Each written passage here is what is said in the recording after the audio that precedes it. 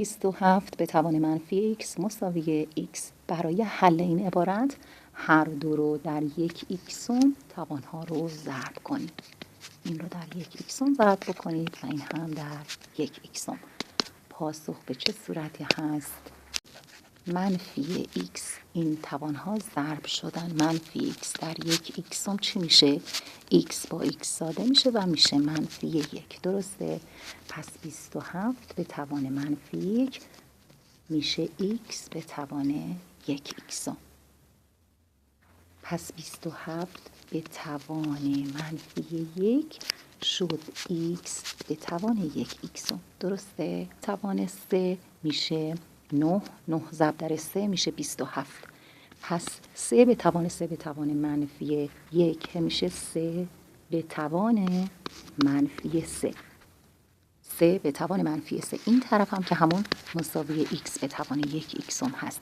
هر عدد به توان منفی می شود عکس آن عدد به توان مثبت، یعنی 1/3 به توان 3. درسته؟ پس تا حالا من دارم چی بچه ها؟ 1/3 مساوی این قسمت، مساوی x به توان یک ایکسوم. حالا ادامهش رو بریم. اینجا یه نکته بامزه هست. میتونم به جای 3 بنویسم 1 به روی 1/3. ببینید میشه یا نه؟ 1 تقسیم بر 1/3. اولی در جا میزنه، تقسیم و ضربش میکنم، دومی ملق میزنه. پس به جای 3 میتونم بنویسم 1/3.